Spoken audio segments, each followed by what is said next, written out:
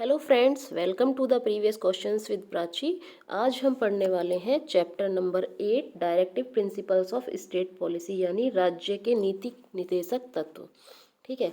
इससे पहले वीडियो में हमने पढ़ा था मौलिक अधिकार, उससे पहले हमने पढ़ा था नागरिकता, ठीक है, उससे पहले हमने पढ़ा था संघ एवं राज्य।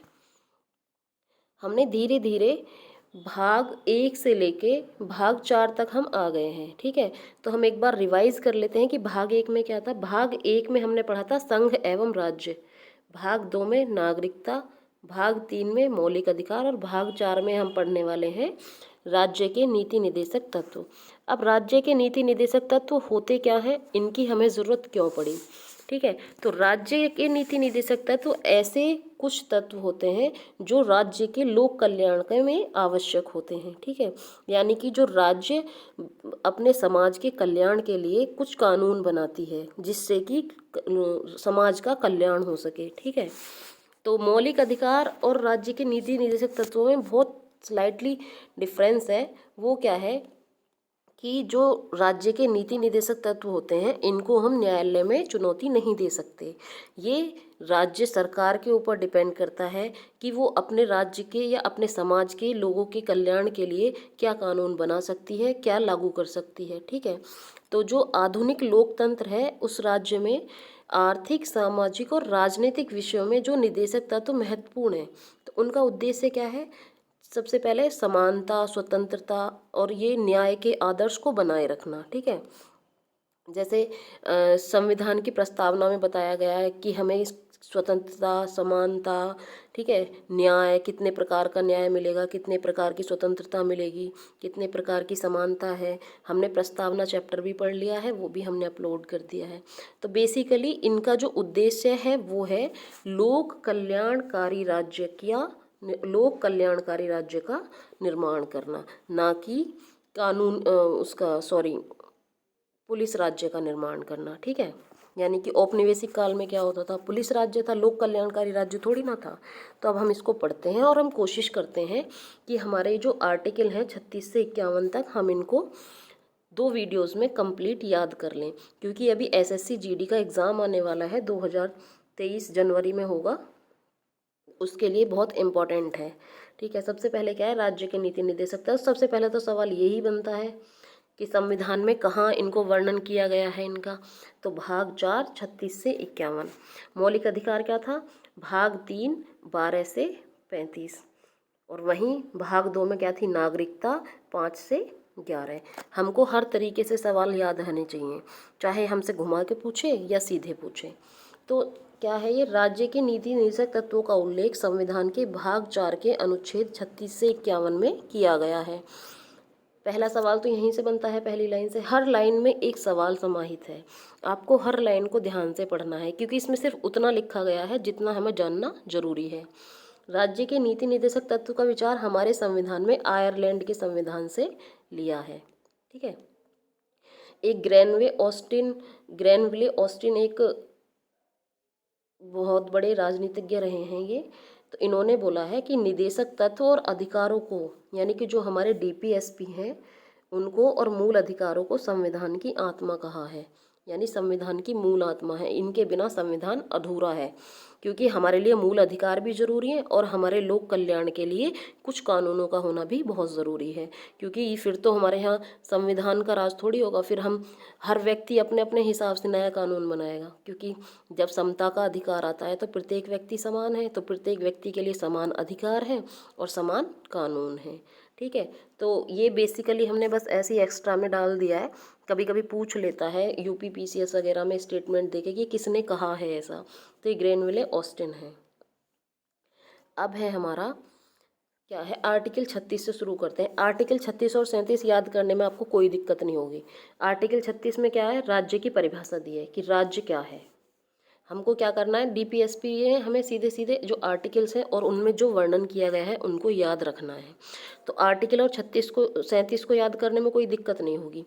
पहले में बताया गया है, जैसे 12 से 35 तक हमारे मौलिक अधिकार थे, तो 12 और 13 में क्या था। 12 में तो बताया गया था राज्य की परिभाषा और 13 में हमारा बताया गया था मौलिक अधिकारों का महत्व और प्रकृति। सेम आर्टिकल 14 से हमारे मौलिक अधिकार शुरू होते हैं। ठीक है, उसी तरीके से ये है आर्टिकल 36 में है राज्य की परिभाषा और आर्टिकल 37 में है निदेशक तत्व के महत्व और प्रकृति को बताया गया है। अब हम इसको पढ़ते हैं। आर्टिकल 36 के अनुसार भाग 4 में राज्य शब्द का वही अर्थ है जो मूल अधिकारों से संबंधित भाग 3 में है। ठीक है, सेम जैसे भाग 3 में बताया गया है और वैसे ही भाग 4 में राज्य तो समान ही रहेगा, चाहे भाग 4 में राज्य की परिभाषा दो या भाग 5 में दो। ठीक है, तो राज्य की नीति के निदेशक तत्व से स्पष्ट होता है कि नीतियों और कानूनों को प्रभावी बनाते समय राज्य इन तत्व को ध्यान में रखेगा। इससे हमें क्या पता चलता है? हमें पता चलता है कि directive principle of state policy यानी राज्य के नीति निदेशक तत्व जो हैं ये कितने ज़रूरी हैं। राज्य को जब भी कोई कानून बनाएगा तो इन सबको ध्यान में रखकर बनाएगा। इन चीज़ों को हमारे लोक कल्याण के लिए बहुत ज़रूरी समझा जाएगा। ठीक है, इनका उद्देश्य लोक कल्याणकारी राज्य का निर्माण है, ना कि पुलिस राज्य जो कि उपनिवेशिक काल में होता था। ठीक है, राज्य के नीति निदेशक तत्व का मूल उद्देश्य आर्थिक और सामाजिक लोकतंत्र की स्थापना करना है। कैसा लोकतंत्र? आर्थिक और सामाजिक, यानी सामाजिक स्तर पर प्रत्येक व्यक्ति के पास कम से कम इतना जीवन यापन करने के लिए वो होना चाहिए कि वो अपना जीवन एक श्रेष्ठ प्रतिष्ठा के साथ, मान सम्मान के साथ जी सके, जिसके लिए राज्य समान कानून बनाता है। उसके लोक कल्याण के लिए, उसके उत्थान के लिए एक राज्य कानून बनाता है। और ये इसके लिए अगर कभी लागू नहीं होते हैं तो कभी भी हम इसके लिए न्यायालय में जाके चुनौती नहीं दे सकते। हमसे ये पूछा जाता है इनकी नेचर कैसी है? ये गैर न्यायोचित है, यानी कि अगर इनका हनन होता है तो न्यायालय इनको लागू नहीं कर सकता। ये सिर्फ अंत्य सरकार, केंद्र सरकार, राज्य सरकार या स्थानीय सरकार इन्हें लागू करने के लिए बाध्य नहीं है। मतलब कोई जोर जबरदस्ती नहीं है। मौलिक अधिकार हम उसके लिए जाके न्यायालय में चुनौती दे सकते हैं, लेकिन हम राज्य के नीति निदेशक तत्वों के लिए जाके चुनौती नहीं दे सकते, क्योंकि उसके लिए राज्य बाध्य नहीं है।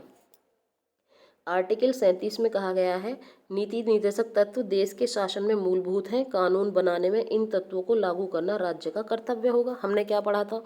36 में क्या दिया है? जो सीधा सीधा कि राज्य क्या है, और 37 में क्या दिया था कि कानून बनाने में इन तत्वों को राज्य कर्तव्य पूर्णता से निभाएगा, यानी कि इन चीज़ों को ध्यान में रखेगा।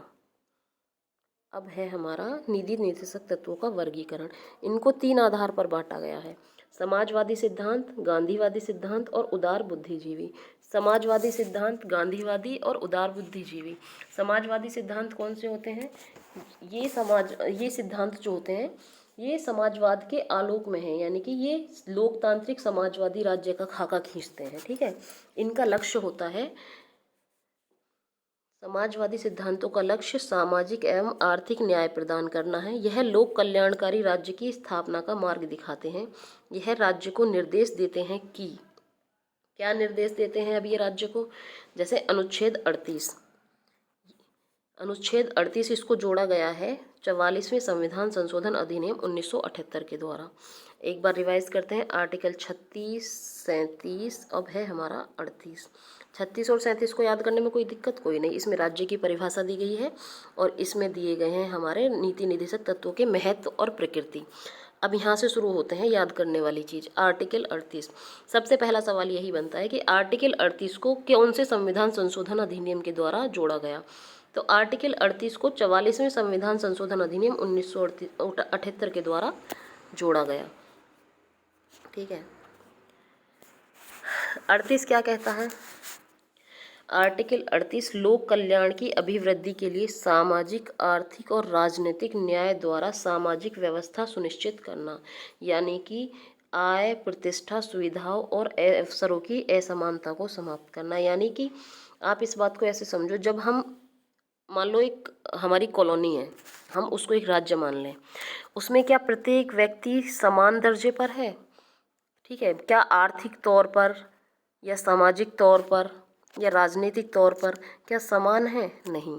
कोई अमीर है, कोई गरीब है, कोई ऊंच है, कोई नीच है। ठीक है, तो क्या है इसमें बताया गया है आर्टिकल 38 में कि अगर हमको लोक कल्याण की अभिवृद्धि करनी है तो हमको सामाजिक, आर्थिक, राजनीतिक न्याय के द्वारा सामाजिक व्यवस्था को सुनिश्चित करना है। उसमें क्या है, आय के आधार पर प्रतिष्ठा, सुविधा, अवसरों की असमानता जो है उसको खत्म करना है। यानी प्रत्येक व्यक्ति के लिए समान आय, समान प्रतिष्ठा, समान अवसर की सुविधा होनी चाहिए। ठीक है, तो हमने क्या करा, आर्टिकल 38 हमें याद हो गया। क्या आर्टिकल 38 में क्या है, आय, प्रतिष्ठा, सुविधा और अवसरों की असमानता को समाप्त करना। ठीक है, किसके द्वारा जोड़ा गया है ये जोड़ा गया है 44वें संविधान संशोधन अधिनियम 1978 के द्वारा। आर्टिकल 38 हमको याद होगा, इसको फिर से हम रिवाइज करेंगे एक बार। आर्टिकल 39 क्या कहता है, आर्टिकल 39 42वें संविधान संशोधन अधिनियम 1976 के द्वारा जोड़ा गया। इसमें जो मैंने जहाँ स्टार लगाया है समझना वो बहुत इंपॉर्टेंट है। जैसे मेन चीज़ ये पूछा जाता है, सीधे सीधे आता है, पुरुषों और स्त्रियों को समान कार्य के लिए समान वेतन। ठीक है, अब मान लो मैं पुलिस में हूँ, पुलिस में मेल और फीमेल दोनों हैं, तो ऐसा थोड़ी ना है कि अगर मेल जेंडर है तो उसको अलग से वेतन मिलेगा और फीमेल जेंडर को अलग से वेतन मिलेगा। मान लो मेल को मिल रहे हैं भाई 16,000 और फीमेल को मिल रहे हैं 12,000, ऐसा थोड़ी होगा। नहीं, जो कार्य समान है उसके लिए स्त्री और पुरुष को समान कार्य के लिए समान वेतन मिलेगा।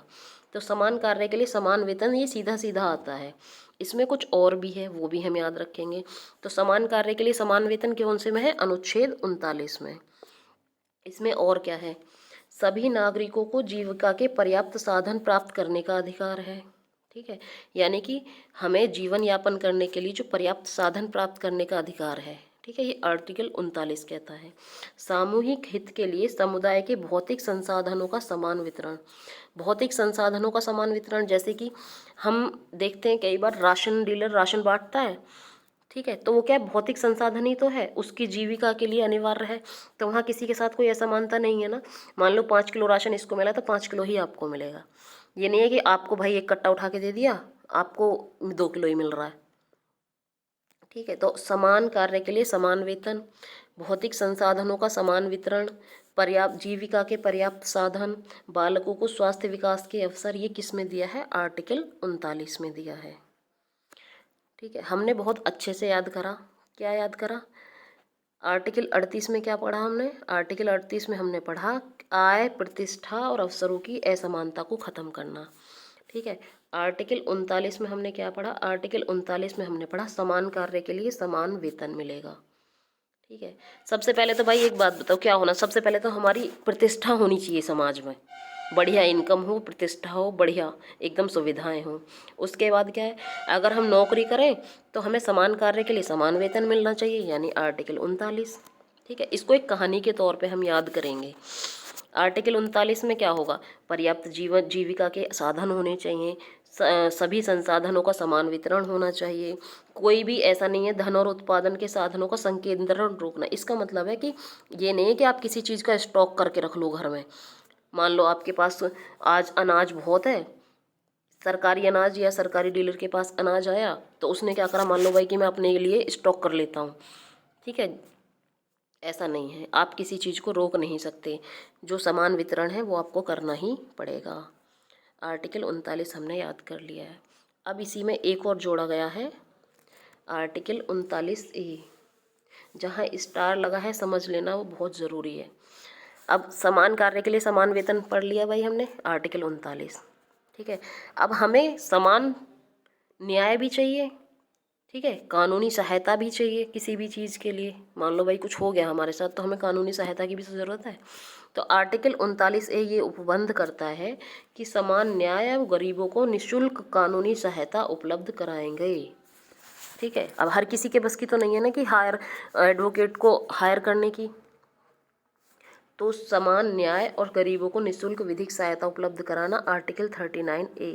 ये लोक कल्याण के हित में राज्य सरकार कानून बना सकती है। ठीक है, अब है आर्टिकल 40। बहुत इंपॉर्टेंट क्वेश्चन है, सीधे सीधे आता है ये पेपर में कि आर्टिकल 40 का संबंध किससे है। हम सीधे ऑप्शन मिलेगा, पंचायतों का गठन। ठीक है, आर्टिकल 38 समान आय, प्रतिष्ठा और उसकी अवसर में असमानता को ख़त्म करना। आर्टिकल 39 समान कार्य के लिए समान वेतन। 39A सभी के लिए निःशुल्क विधिक सहायता यानी कि कानूनी सहायता उपलब्ध कराना। और आर्टिकल 40 अब है हमारा आर्टिकल 40। आर्टिकल 40 क्या है? ये गांधीवादी सिद्धांत पर आधारित है। ठीक है, गांधीवादी सिद्धांत कौन से होते हैं? ये वो विचारधारा है जो राष्ट्रीय आंदोलन के दौरान गांधी जी द्वारा पुनर्स्थापित योजनाओं का प्रतिनिधित्व करते थे। यानी जो गांधी जी के सपनों को साकार करने के लिए उनके कुछ विचारों को नीति निर्देशक तत्वों में शामिल किया गया है। तो गांधीवादी सिद्धांत पर आधारित है आर्टिकल 40। और ये क्या बताता है? पंचायतों के गठन के बारे में बात करता है। अब है हमारा आर्टिकल 41। ये भी बहुत इंपॉर्टेंट है भाई। देखो, मान लो हमने आर्टिकल 38 में हमको हमारी प्रतिष्ठा, अवसर, सबकी असमानता को ख़त्म कर दिया। आर्टिकल 39 में हमको समान कार्य के लिए समान वेतन मिल गया। आर्टिकल 39A में हमने निःशुल्क विधिक सहायता ले ली। आर्टिकल 40 में पंचायतों का गठन कर लिया। अब आर्टिकल 41 में भाई बुढ़ापा भी तो आएगा। बुढ़ापे के लिए क्या है?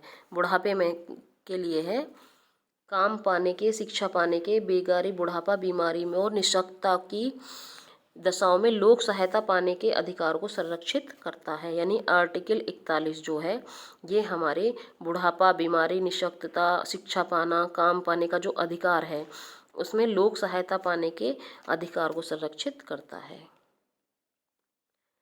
अब जब हम काम करेंगे कहीं, ठीक है, काम पाएंगे, मान लो आर्टिकल 41 में क्या था? काम पाना, शिक्षा पाना, बेगारी, बुढ़ापे में लोक सहायता पाने का अधिकार, आर्टिकल 41 था। तो भाई अगर हम काम पाएंगे तो वहाँ की दशा भी तो बढ़िया होनी चाहिए काम करने की। तो काम करने की दशा कैसी होनी चाहिए? मानवोचित, यानी कि मानवोचित दशा होनी चाहिए वहाँ। मानवोचित जो मानव के लिए उचित दशाएं हों। काम की न्याय संगत, काम न्याय संगत होना चाहिए। ये नहीं कि आपसे काम कुछ और लिया जा रहा है, वेतन किसी और काम का दिया जा रहा है। न्याय संगत काम होना चाहिए। अच्छा वहाँ का एनवायरनमेंट होना चाहिए कि आप वहाँ काम कर सको। प्रसूति सहायता यानी फीमेल्स के लिए ये वाली सहायता भी उपलब्ध होनी चाहिए। तो आर्टिकल 42।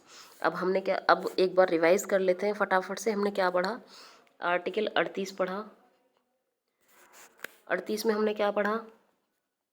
आर्टिकल 38 में हमने पढ़ा सामाजिक, आर्थिक, राजनीतिक न्याय के द्वारा यानी कि आय, प्रतिष्ठा, सुविधाओं की, अवसरों की असमानता को समाप्त करना। 39 में हमने पढ़ा समान कार्य के लिए समान वेतन।